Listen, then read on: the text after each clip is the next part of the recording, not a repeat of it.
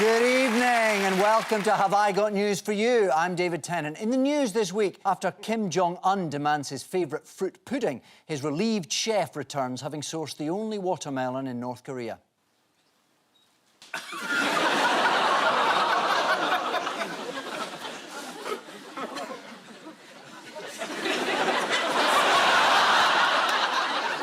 On a Southern rail service, Mary Berry regrets trying to smoke a crafty fag in the train toilet.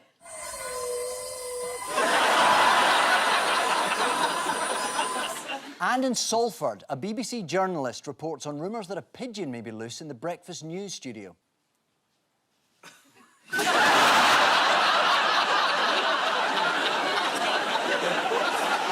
On Ian's team tonight is a playwright who says a good tip for any aspiring writer is to write backwards. To welcome warm, a give please so, Lucy Prebble.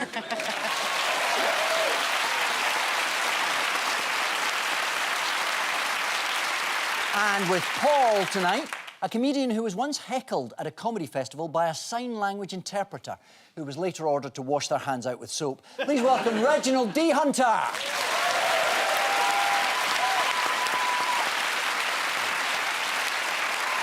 So, we start with the bigger stories of the week. Paul and Reg, yes. Take a look at this. Thank you. Oh, yes, Make America Great Again. Jeff Sessions has just been told to leave, and there's Donald Trump lookalike. Hitting looks like Angela Merkel, I'm not sure.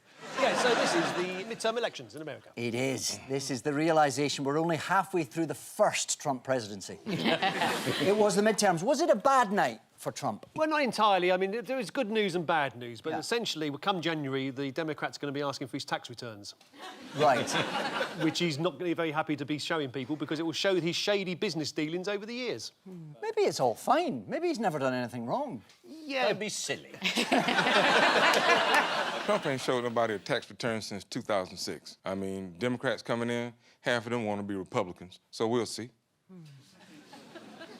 I wish that had been funnier, but... I mean, you know, sometimes the truth is just humorless. It was a good night for Democrats, though, wasn't it? I mean, to some extent. Yeah. It was, you know, they won the House, which Yeah. was what everyone was hoping they would do. More women elected than pretty much we've seen ever before. I think 2 women in their 20s, which is, I think, has never, ever happened before in American politics. I mean, I'm impressed that they got round to doing it. In my 20s, I was basically throwing up from too many Bacardi breezes and watching Home and Away. So, good on them. Yeah, in all fairness to you, the country wasn't in as much trouble as it was in your 20s. That's true. That's true. Maybe if I drink more Bacardi breezes, things will sort themselves out. Well, I mean, if we can look at it that way if you want. They did even manage to elect a dead candidate in Nevada. Did they? Actually, I think. Yeah. That was, you know, that's the level of voting intelligence that exists there. But that did make me worry that maybe that is happening all over the place. Maybe Jacob Rees-Mogg is like a ghost of a sadistic mill owner from Victorian times. So did the dead guy do rallies and everything? Yeah. Yeah. No, he was actually a pimp from Nevada whose body was discovered by Ron Jeremy, the former porn star. So, you know... These are the stories we're not getting. That's what we're here for. It's very 2018 as a story. This is Dennis Hoff That's right. in Nevada. I think we Yeah. can have a look at him. And he won the Nevada State Assembly seat despite being dead for 3 weeks. According to Trump, why was the Democratic victory in the House of Representatives actually good news for him? Well, it means he can blame them when they block his measures and then say, well, I tried and it's all your fault.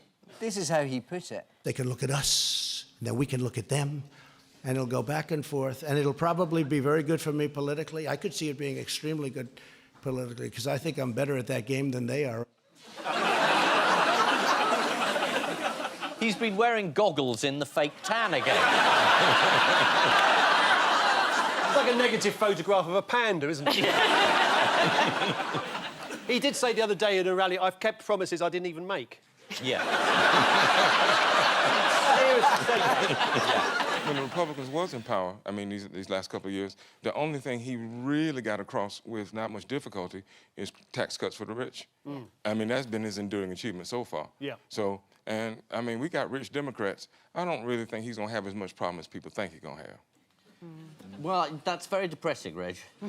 Oh, I forgot. I thought this was England.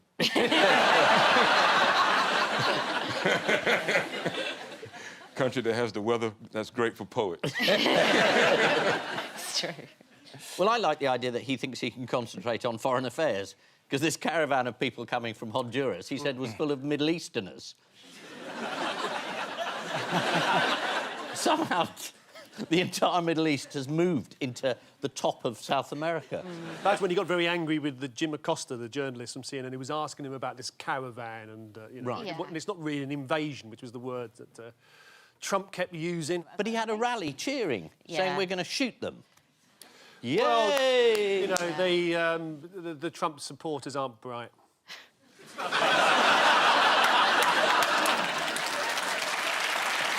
You see, it's that sort of insight you don't get on mainstream shows. It was pretty disgusting to watch, Dreadful. actually. It was really horrific. And it really shows that there is not a level playing field that sort of these conversations are happening on, even between Democrats and Republicans. It's like sort of playing poker with someone who's got aces up their sleeves, you know, and then basically will attack you if you win, turn the table over and, like, piss all over your shoes. It's not really a game of poker.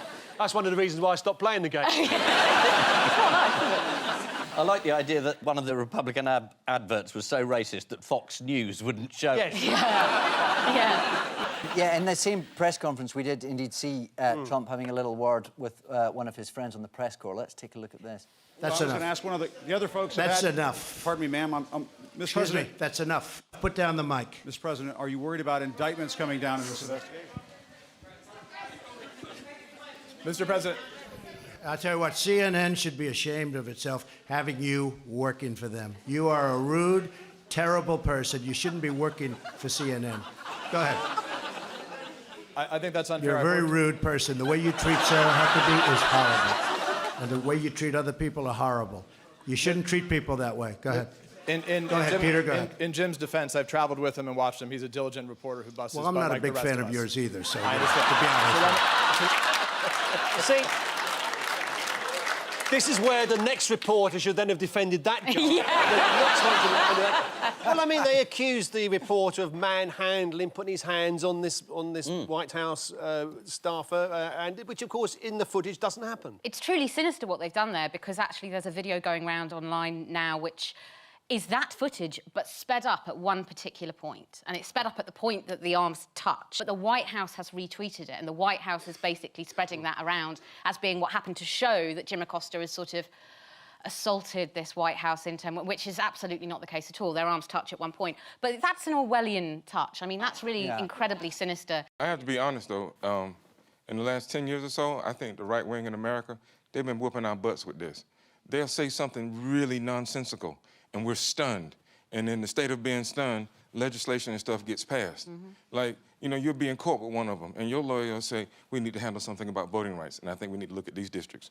And the other side will say, well, I love my mom, apple pie, and yabba dabba do. And you go, what the fuck? And then while you going, what the fuck? Somebody goes, case dismissed, next.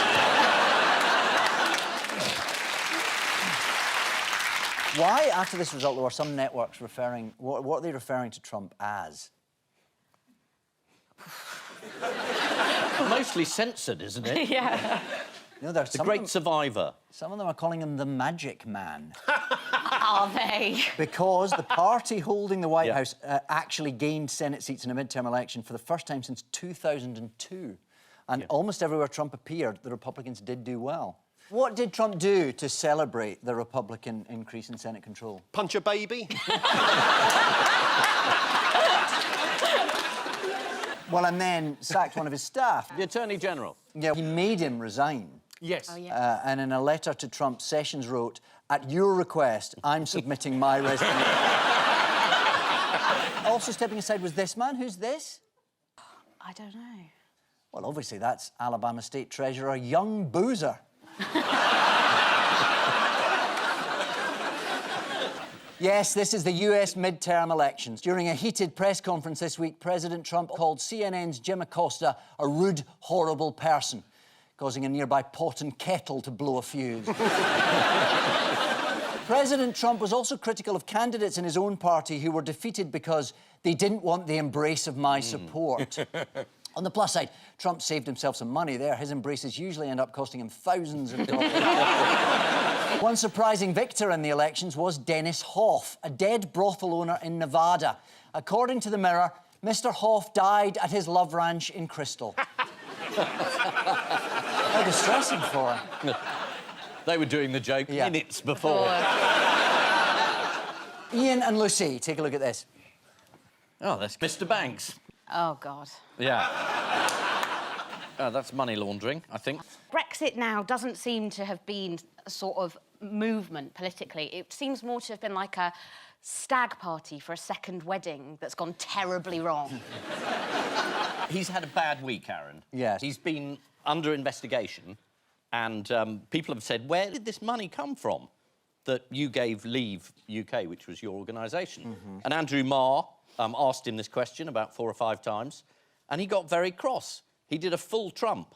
Yeah. You know, when you're... Can you explain that? Did he sort of rise in the chair? No, his immediate thing, he turned on the media and he said, this is you know, the establishment stitched me up. Perfectly reasonable question. One wants to know, you know, is this country's democratic system funded and interfered with by Russia? Is Aaron Banks litigious, Ian? Yes. So I couldn't call him a Poundland Bond villain? Oh, yeah, do. OK, all right. He described himself as the bad boy of Brexit. So what y'all saying then is he some kind of bad dude? There's nothing gets past you, Red. He's saying, of course, that none of the £8 million donation came from Russia. It is quite difficult to follow, so, as you say, he went on Andrew Marr and explained it like this. Where did the money originally come from? It's not like I'm using a super injunction to try and hide my Where affairs did here. the money I'm originally telling you, come it came from a UK company Which that had company? cash generated in the UK. Which We've UK evidenced company? That, Rock Services. We've evidenced that to the Your Electoral Rock Commission. Service is a shell company. It doesn't generate You money just said itself. it's a shell company. You just read the FT. You told Parliament that Rock Services was just a service company. You've told me something very different today. I haven't seen the And actual part of it- transcript of that. I will go back and look at that. Well, let's just remind us what Aaron Banks did say to the Commons Select Committee. He said, Rock Services is a treasury function. It just delivers the cash. It is just a service company. The actual loan came from another one of my companies that was delivered in. Aaron Banks still hasn't said exactly which company the loan came from. The brilliant thing at the end is, because he is so completely Trumpy now, he said, I wish I'd voted Remain. Yeah. After all that. He's given £8 million to vote Leave. He gets the result he wants. He's friends with Farage. He gets to meet Trump and he says, oh, I wish I'd done the other because I'm on Mar, being accused of being a crook. Just accused. Don't laugh. And then what was Theresa May accused of earlier this week? Still being in power. A leaked document suggested that Theresa May had already done a secret deal with the EU and was planning to bypass the cabinet and generate public support by a stealthy media campaign. She's good at those. So stealthy, it's almost like nothing's happening. It is a great idea, though, isn't it, that she did the deal, say, a year ago, and she spent the whole year going...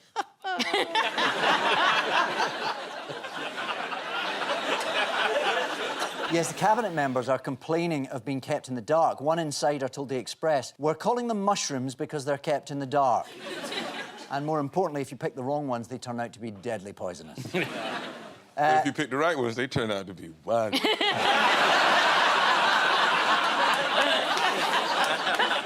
Who had a revelatory moment about Brexit this week? Oh, I know. This is Dominic Raab, Yeah. right, who he kind of discovered that we're an island and that we're quite close to France and that basically that causes trouble with imports and exports. Yes. Yeah, the government tend to do this. They put people in charge of departments which they know nothing about. Karen Bradley, for example, was put in charge of Northern Ireland and said, I don't know anything about Northern Ireland.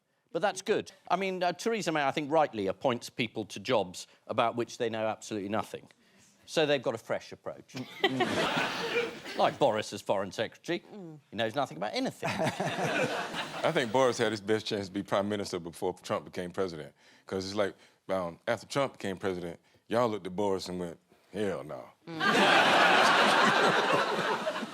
Dominic Raab did say he hadn't quite understood how crucial the Dover-Calais route is for UK trade. The Brexit secretary, ladies and gentlemen, and the pinko lefty liberal Ramoners at Channel 4 held a Brexit debate this week. Who was the star of that show? There was a woman behind Nigel Farage who was rolling her eyes, I think. She's a legend. She was great, Was she? yeah. I haven't seen it. Let's have a look. Well, not much confidence in you, Nigel. Well, I tell you what, there'd be no confusion, because what we're getting here is a Remainers Brexit. Theresa May never believed in it. She's watered it down. She's had offers of marriage, hasn't she? She has, yes. Harriet Ellis, she's a classic student. She actually voted Leave. She just doesn't like Nigel Farage. Excellent, at last. The country's coming together.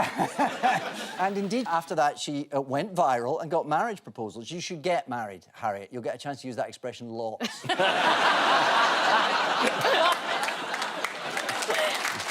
Who else is causing trouble in Europe? Is it Merkel? There's another country. Another country in Europe? Name them all. France. Is this the Italian budget question? I do hope so. It's someone... It's Poland. Poland, oh, yes. Donald Tusk is very worried that Poland is moving towards leaving the EU. What are they going to call that? Anyone know? Noland. Sorry.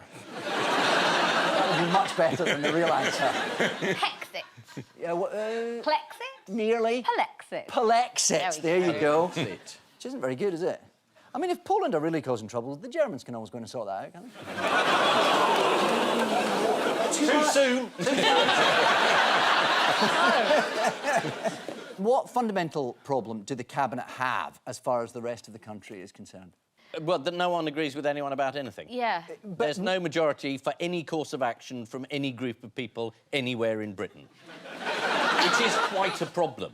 It is. Think much more facile than that. I just said it. The problem is no one knows who they are. Naming the cabinet. Exactly. YouGov conducted a large poll and it revealed that everyone had heard of Theresa May, which is a good start. Yeah. And Philip Hammond was recognised by most. Really? But less than 20% had heard of David Gauck. Which is difficult to believe, isn't it? Just to prove how recognisable David Gauck really is, should we play a game of Where's David Gauck? Yeah. Yeah. Does he have music? Yeah. I'm going to show you a series of complex images, and you have to tell me where is David Gauck. Fingers on buzzers. OK. Here's the first one. Anyone know where David Gauck is? Yeah. Yes? He's third from the left of the second row. Right, I say, yeah. Not sure. No. Here's the second one. David Gauck, he's in there somewhere. Yeah, behind the red briefcase, basically, far left. Exactly. No, he's the bloke next to him. He's coming out of Osborne's ear.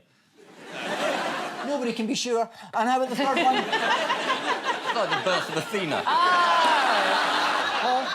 He's looking through the window. Oh, yes. I've got it. Theresa May has had some good polling news, though. Anyone know what that is? No. And she's still more popular than any other alternative. That's exactly... Well, yes, she's the least unpopular living Prime Minister. According to that same YouGov poll, she has a rating of only -14. Which actually beats Gordon Brown, John Major and David Cameron. But who's bottom of that? Tony Blair. It's Tony. Of course, Tony Blair with an approval rating of... -28. -48. Very close, -45. Oh. He weighed into the Brexit debate again this week, and he did what? He made a lot of people change their mind. Whatever he said, they thought, nope, I don't agree with that. I like David Cameron's comeback. Did you see he was testing the waters? He floated the idea that he might return. He did. Whole country going, no. He sort of implied he was a bit bored, which was even more insulting, really. Yes. When we're living in sort of the most upsettingly, gruelling, exhausting time to be alive, when you just wake up every day and see the news and want to cry, and basically because of him. And he's like, I'm a bit bored. Is anyone else? Well, apparently, a friend of his told The Sun the reason he wants to return is that he's bored shitless. But Tony Blair weighed in and he urged MPs to vote against any deal put forward by Theresa May, saying that anyone who approved such a deal would face a political backlash that will last a lifetime. Takes one to know one. How did Jeremy Corbyn dodge a question this week? I haven't heard about Jeremy Corbyn in months. Like, has he actually done something, even if it's dodging a question? Did he win biggest marrow on the allotment? He did this. Any response at all about the police investigation? Good morning, how nice to see you. Do you think the Labour Party... Good morning, how nice to see you. Goodbye. Are you finally going to take action on this, Mr Corbyn? Goodbye.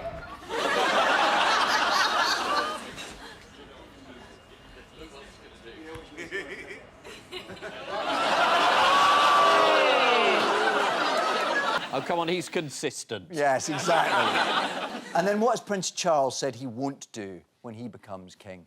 He won't meddle.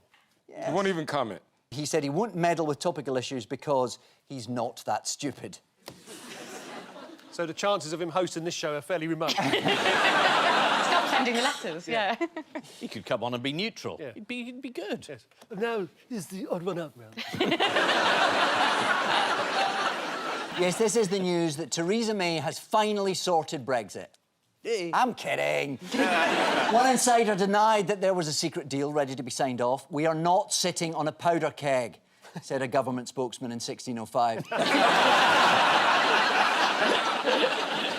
On to round two. This is the randomiser of news. Fingers on buzzers, teams. Yeah. Ian. This man swam around the whole of Britain. That's right. Ross Edgley has become the first person to swim around Britain. How long did it take him? About 25 minutes. 3 months. 100 days. 157 days. Said he had some incredible experiences, including swimming with minke whales in the Bristol Channel, seeing a 7-metre basking shark in Scotland, and celebrating his 33rd birthday in Grimsby Harbour. We've all been there, mate. What did Ross lose while swimming? Some weight? No. No. He'd forgotten how to walk. The arches of his feet. I'm not making this up, am I? Had he grown a tail like a merman? Well, muscles do atrophy in your legs very quickly. If you know, within a couple of days, if you're not using them, it starts the process. Yeah. So he hadn't forgotten how to walk, No, his no. legs had. His legs had, and he's got to do that. Is that right? No. Ian, you made me look like an idiot. He lost his tongue. And I don't mean metaphorically. Bits of his tongue actually fell off due to the constant exposure to salty water. He told The Guardian, "I realised something was bad when I woke up with chunks of it on my pillow." Hang on, pillow? Yeah. What's he on, a night? Pillow? Well, he didn't sleep in the water. Didn't he? Well, that's not swimming around the coast non-stop, is it? What did he do? Go to a hotel? He's still a human being. He's not the Little Mermaid. He's a liar.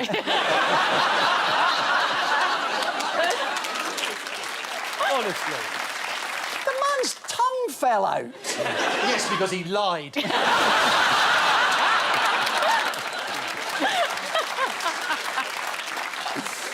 You're applauding this poor bloke. He woke up with chunks of it on his pillow. The flesh was a lot like beef stroganoff or slow-cooked pork.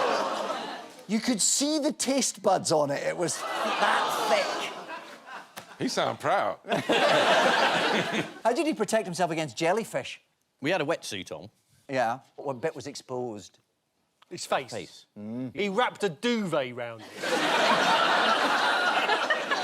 Pillow man. He tried not to swim into a jellyfish face first. Yeah. Well, he did, unfortunately. Did so he? to That avoid might that, explain the tongue, too. Yeah. he grew a beard to And avoid a it tongue. happening again. Because, in his own words, a fat, giant jellyfish of Scotland and its tentacle had been slapping me in the face for half an hour. Yes, your breakfast is ready. You want croissants? You're You want protected. chocolate on your cappuccino? What other feats of endurance has Ross Edgley done before this? Do you know? Yeah, he's walked upstairs and claimed it was Everest. I'm just so sorry for him. He's gone through worse than this. Yeah. Didn't he swim the channel? He swam 24 miles dragging a 100-pound log. Did he? He did, yeah. In water. Yeah. Yeah. That had an outboard motor on it.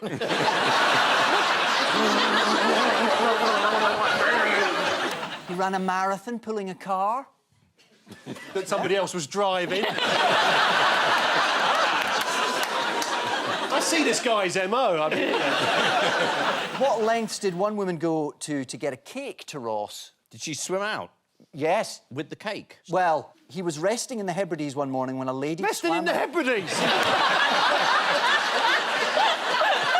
Was this man in the sea at any point? He walks around the island 5 feet away. I'm in the sea, but it's a bit cold today. He was in the sea at the time. Was he? He was resting in the sea. Was he? Perhaps on a lilo, I don't know. I was resting in the Hebrides one morning when a lady swam out to me with a cake resting on her head. Unfortunately, Ross then discovered the cake had a severely soggy bottom. Right. What international cake event took place this week? The International Cake-a-thon? Yeah, there you go. How did you know that? This mine. The world-famous Cake International was at the NEC in Birmingham. Included a number of cakes in the shape of famous people, like a disturbingly lifelike Prince George.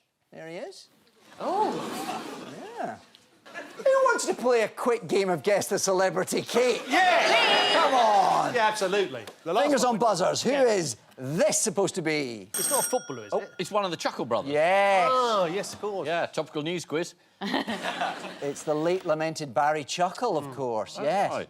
What about this mustachioed hunk on an eclair? Ian. It's the other Chuckle Brother. Oh, I know. It's Burt Reynolds. It's Burt Reynolds. Yes, it is. That amount of hair. You'd be disappointed if you didn't find hair in that. And finally, That's Nigel Farage. it's Nigel Farage. Yes. What, by... is it a geisha? It's a Scottish geisha. Nigel Farage by artist Philippa Edgerton. It's captioned, Nigel Farage as a sculpted fruitcake. Quite. And what did Lynn Dwyer from Northumberland find in her butter this week? What did you find in her butter? Take a look.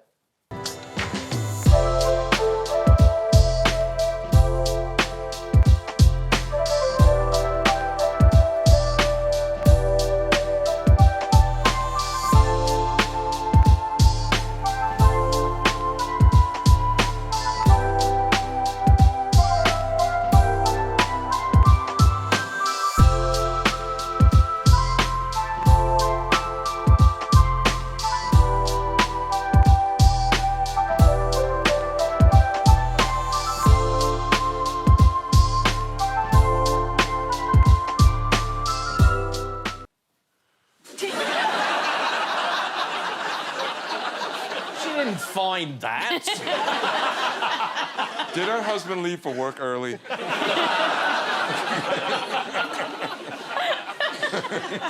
That's a marital hieroglyphic. The Sun went with the headline, I can't believe it's not butter. Yes, this is the news that Ross Edgley has become the first person to swim around Britain. Allegedly. According to the Daily Telegraph, Ross slept on a support boat. Oh. Started the day with a breakfast of 2 pizzas. I think it was tough for him. Spare a thought for the delivery man in his moped. Time for the odd one out round.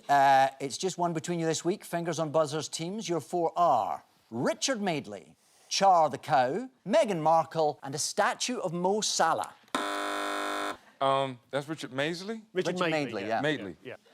The game is not to identify the people. Okay. They have something to do with awards. The cow won an award. What did the cow win an award for? Best supporting actor. Sexiest cow. The sexiest cow in Norwich. Have you stumbled on this by accident? Yeah. Because you're nearly right. Is it really? Yeah. Which is the odd one out? They're all presenting Radio 2's Drive Time. Mo Salah's the odd one out. No. That's right. Richard Madeley's the odd one out. No. Meghan Markle's the odd one out. No. The cow's the odd one out. Cow's the odd one out. Yes, they've all had their appearance criticised, except for a Jersey named Char, who's been voted Britain's sexiest cow. What does Char's owner, Charlotte Cunningham, attribute this significant victory to? Quite a lot of blue eyeshadow, I It does think. look like she's been made up slightly, doesn't it? Yeah. She said that Char has great hair, big pretty eyes and statement eyebrows. What statement are they making? I am a cow. Do you want to have a look at the two runners-up? Yeah. Here's Twinkle. Yeah, no, right decision. Yeah, but look at Bonnie. Yeah. I mean, it's cute, but you wouldn't want to have sex with Yeah. that. Although, it did come third in a Boris Johnson lookalike contest. What was Char's prize for winning the competition? Life. Yeah. Not to be made into steaks. A weekend spa retreat for two.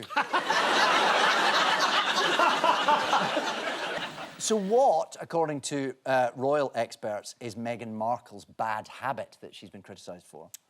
I think this is not wearing a hat. Is that right? It's not wearing a hat. It's not wearing a hat. Is it not wearing a hat? Although, how dare she not wear a hat? Yeah. OK. She's been criticised for wearing too many clothes with pockets, like this. I know. Yes, a righteous Pockets gas. and dresses are the answer to absolutely everything, and I will fight for the right to have pockets. It's amazing what you get a round of applause for. According to royal etiquette expert William Hanson, he says, there is good casual and there is bad casual. Placing a hand in the pocket is too relaxed and unprofessional, however dressed down Prince Harry and his wife may have been. I bet when Meghan sees that guy again, she's going to give him the skunk eye.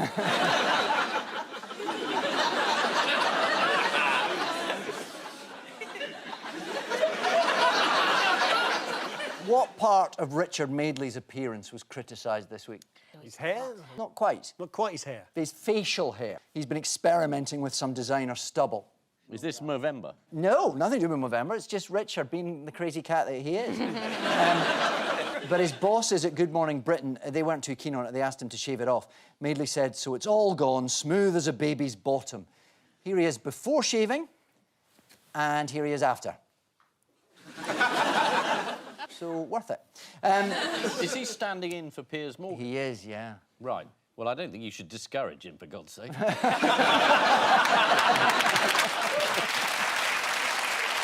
What other surprising revelations did Richard make mid-show? He doesn't wear underpants. That's exactly right, yes. Oh, is it? Yeah. I'm trying to think how I know that. Oh, God. He revealed he hadn't worn underwear for decades. And why has a statue of Egyptian footballer Mo Salah been criticised this week? The head's too big. Or it's out of proportion or something. Yeah. It doesn't look like Cool. him. Wait till they see the Sphinx. It's good to hear a Sphinx joke. You know? This generation, nothing with the Sphinx joke. So I turned to Ramesses a second. Here's a picture of Mo, and here's the statue that was unveiled in Egypt this week. Man, he looks like Leo Sayer going through a change. Yeah. This is, of course, one in a long line of bad footballer statues. Where did Kevin Keegan come face-to-face with his own effigy? Do you remember this? Don't know. On Blue Peter. Let's have a look. Well, what do you think of your twin? It's tremendous, you know, the hair. It's almost life-size. Right. And even right down to the boots, I think she's done a tremendous job with it. Well, I'm glad you like it, because Sylvia would very much like you to have it as a present. So let me pass it over to you. What do you think you'll need to do with it? Will you put it on the mantelpiece? Yes, they've all had their appearance criticised, except for Char, who's been voted Britain's sexiest cow. And if you find her attractive, you want to get in touch with her, you'll find her on Meat Grinder. Some people are already protesting that it's a bit sexist to objectify a cow for her looks. #MooToo. A sculptor of footballer... sorry, I need to say it again. I said sculptor instead of sculpture, didn't I? Sorry. You won't see it on the telly. You managed to turn back time. Yes, an old trick.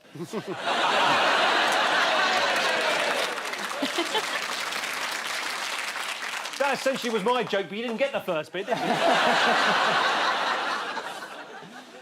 An old trick. A sculpture of footballer Mo Salah has been criticised this week for not looking anything like him. One critic said of the statue, "Why does Mo Salah have the body of an 8-year-old?" You thought the charges against Ronaldo were serious. Time now for the Missing Words round, which this week features as its guest publication the Tools and Trades History Society newsletter. Skip the item about detachable drill heads, there's always a boring bit. We start with one of the best things about last month's Tools and Trades History Society meeting in Suffolk was... the sex show at the end.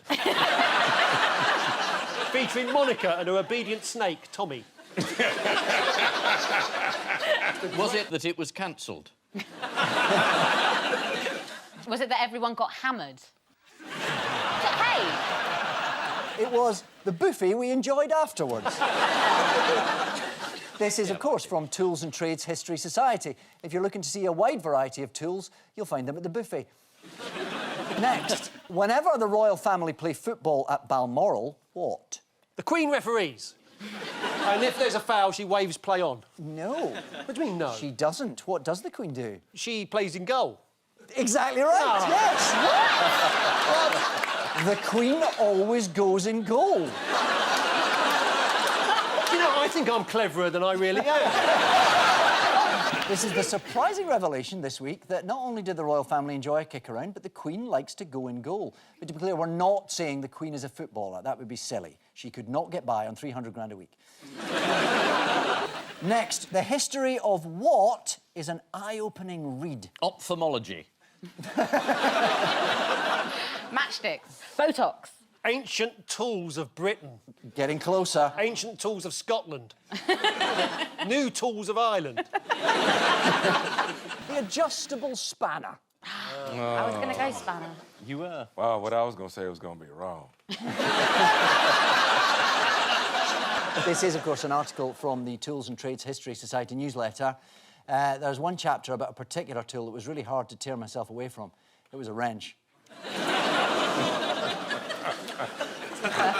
Next, what tastes better than supermarket soup? Revenge. Yes.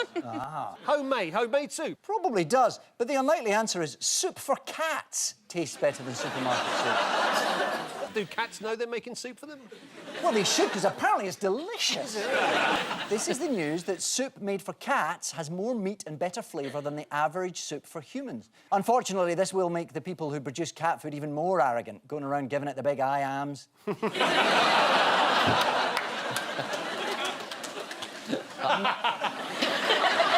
Next, Daniel Craig says fame has taught him to what? No. Oh, sorry. I forgot, man. Red, you're buzzing in. You can't buzz in. Yeah, I don't know many, so, you know. Daniel Craig says fame has taught him to live forever, and now he's going to learn how to fly. Yes, I like that. It's to drink 18 pints in 30 minutes. What? Yeah. How did fame teach him that? Well, this week Daniel Craig has revealed that he drinks too much too quickly, as he only has a 30-minute window before he gets recognised in pubs. After that amount of drink, he wouldn't know who he was anyway. James Bond certainly drinks way too much. In fact, in the next film, Goldfinger isn't a villain. It's the first sign he's got serious liver failure. Next, to get round stadium ban, Scottish football fan what? Stays at home. Disguises himself as a hot dog stand. A mascot. A corner flag. A woman. Watches game in a tree is the answer. What? Is it possible to play football in a tree? He just was watching it. Oh, I see. This week, a fan was ejected from a football ground in Scotland, so decided to watch the rest of the match in a nearby tree. Let's have a look.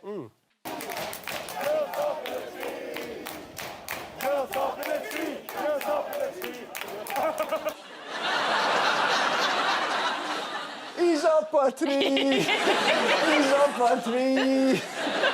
Yes, this is the match between Falkirk and Ayr United, watched by one fan from the top of a tree, or as it's known in Falkirk, the corporate box. And finally, how many of you have felt the inexorable force that drags you into what? An ironmonger's. Very close. Really? Yeah.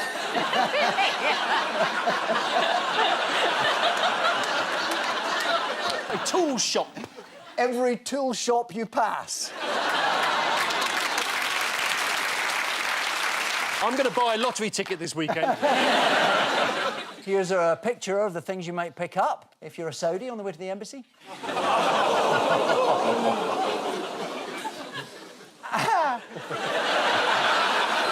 And on that high note, the final scores have Ian and Lucy on 4, but Paul and Reg have pulled it back with 6. We finally won! We finally won! Before we go, there's just time for the caption competition. The Republican wives luncheon. More tea, Wicker. Why do wizards earn 20% more than us? The annual staff dinner of the Witch Consumer magazine goes very well.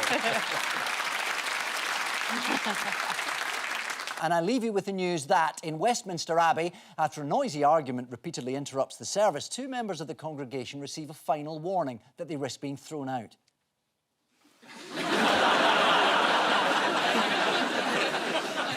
In Dagenham, angry punters demand a refund after attending a performance of The Lion King in a pub car park.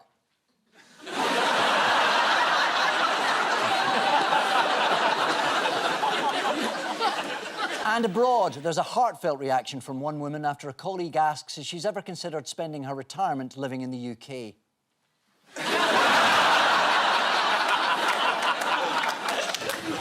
Good night.